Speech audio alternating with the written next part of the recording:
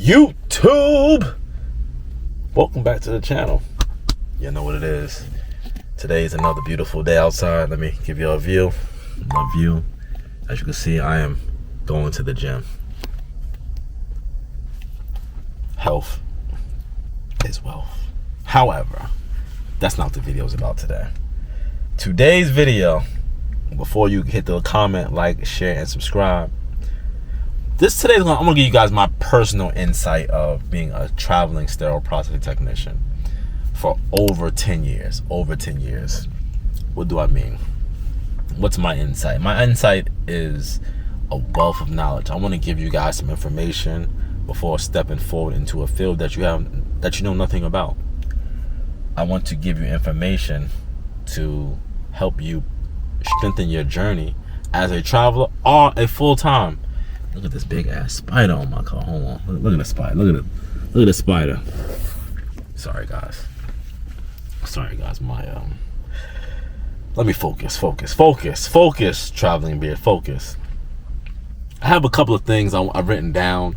I'm gonna give some insight on it. So let's start with the negative. My negative insight on traveling or being a full-time employee. As a sterile processing technician, you will be and feel underpaid. Full-time staff, they are surely underpaid. You know, the way that healthcare is operating, everybody in healthcare feels underpaid. You know, you feel overworked. You just underpaid. And for the majority of staff members, you know, when you ask your supervisor or the person in charge for a raise, they come to you with a percent. They say, yeah, we give you not percent. They give you pennies, maybe 25 cents. What does that do? That just puts you in a different tax. It doesn't put you in a different tax bracket. 25 cents is not moving the needle. Most facilities base the sterile processing technicians in that location, compare them to other hospitals. Now, let's say whoever the highest hospital is, they're trying to compare you guys to them. So let's say you're in the best hospital.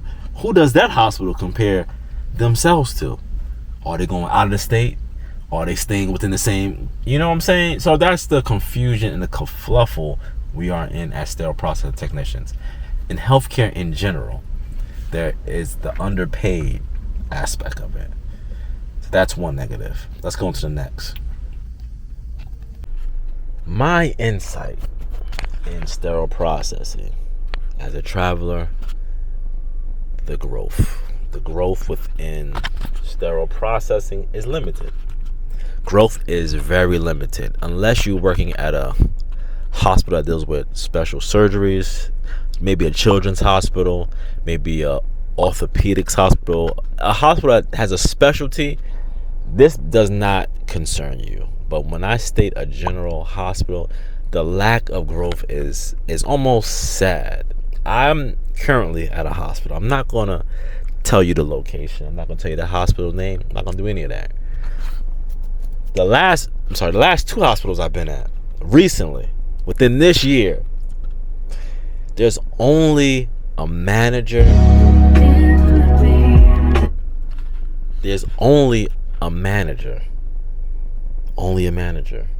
There's not an educator. There's not a supervisor. There's only a manager. That's a problem. There's not a specialist. There's not a material management. There's not even a clerk. There's only a manager. The manager has to do everything.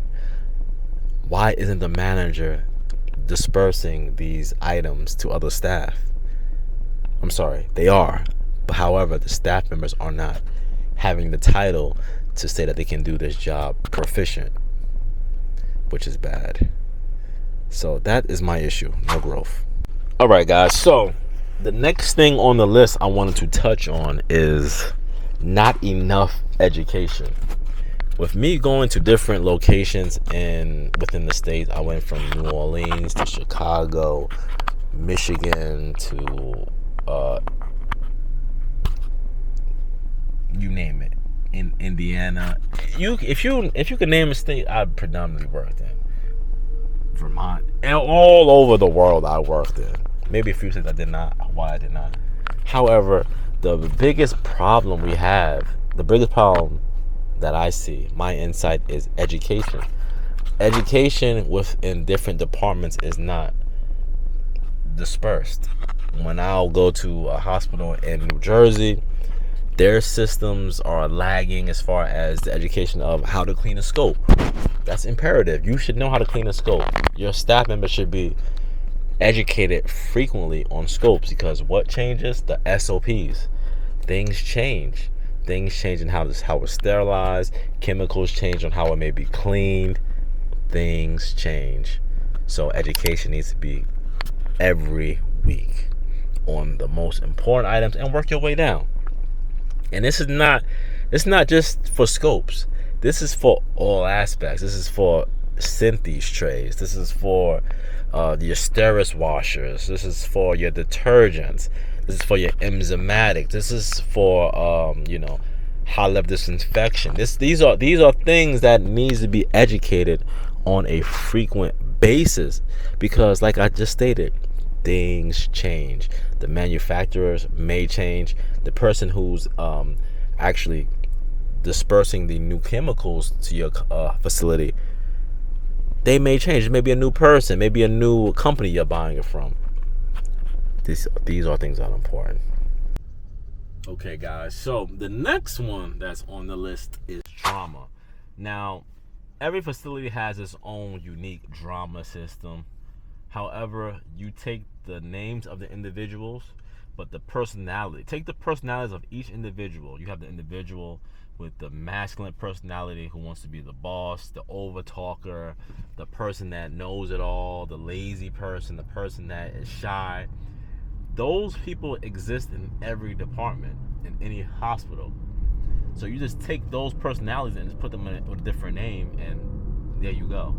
So that's the drama issue with it. It's just trying to adapt to people's personalities, which is hard when you're a traveler, which is hard when you're a full-timer person. You have your own personality, and you don't want to bend and fold to somebody else's ignorance or their willfulness, just to not care about certain things. So drama in hospitals is really big.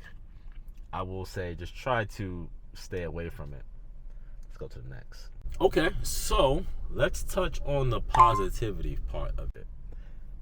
The positivity part about sterile processing as a traveler and a full-time person, it's easy entry. The entry of getting into the department is very easy. Most facilities, you don't need to be certified. They just want you to have some type of ability to adapt to change in the department. They want you to be open-minded. Some entry-level jobs they just want you to be certified. Some want you to have 1 year experience. However, it isn't a hard entry to get into sterile processing, because if you're a nurse, you need a bachelor's or a master's. The entry level of healthcare fields within the hospital, most may be hard, but for sterile processing, the entry level is easy. Bare minimum, just high school diploma, GED, certification if it asks. Just be able to use your mouthpiece to get you in the department. That's one. Okay, the next one is the ability to work anywhere. When you are in sterile processing as a traveler or a full-time employee, that skill set will grant you the opportunity to go to any state within America. And guess what? You will have the skill sets to basically hold you in that state. You can be working in Florida for 20 years. You decide to up and move. Your skill set will apply in California. Your skill set will apply in Vermont, vice versa. And your skill set from Vermont would help you to achieve goals in, Detroit, anywhere. So the skill set you obtain within sterile processing, it will be amazing for you because it can take you anywhere. even within traveling, anywhere. So the next one we want to say is money. Now, money mostly applies for travelers. You know, the most money you will make in sterile processing is going to be a traveler, unless you're working at a specialty center that, you know, you may be the lead. But however, most travelers make more than the managers.